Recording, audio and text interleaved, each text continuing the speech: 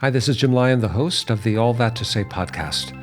Before you dive in today, be sure and subscribe to our YouTube channel so that you can catch all of our fearless conversations. What was the birth of this nation? How was this nation born? We talk about history.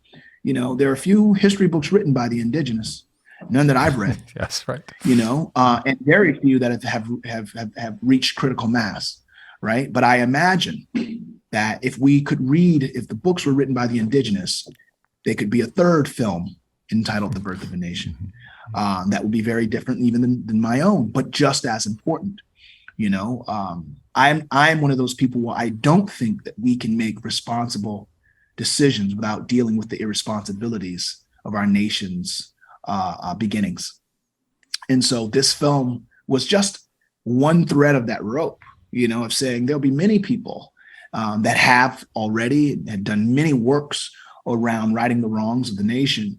And this is, there's so many people I could name, but this is just hopefully something that can live within that lexicon in saying the original birth of a nation is drenched in blood.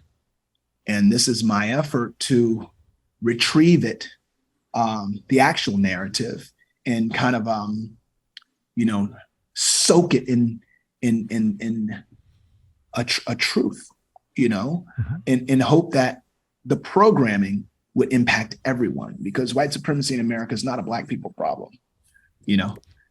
It just isn't. Yeah, it is one. It's sin, racism and white supremacy, but two, it's a problem that impacts everyone. So making that film, I started from that space: reclaim it, clean it, repurpose it, present it, and do it not from a standpoint of trauma, but from a standpoint of liberation.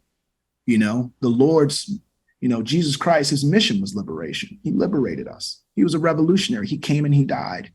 And I made that film in some ways in the image or to pay homage to that. And I made it with a brave heart slant, because I don't believe, Dr. King said, power conceives nothing without a demand, right? But I've always believed a demand is empty without an or else. And I think Nat Turner took that next step that said or else.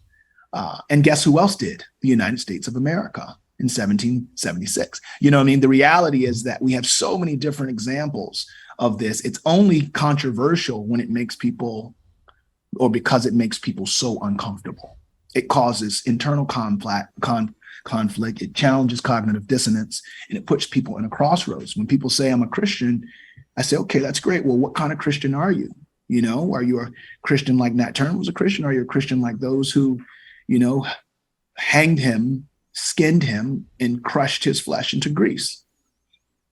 I think we're called to choose sides when it comes to the faith. And that was my representation of what it meant to truly stand in the gap, to truly, call on the Lord and listen, and to suffer the greatest sacrifice,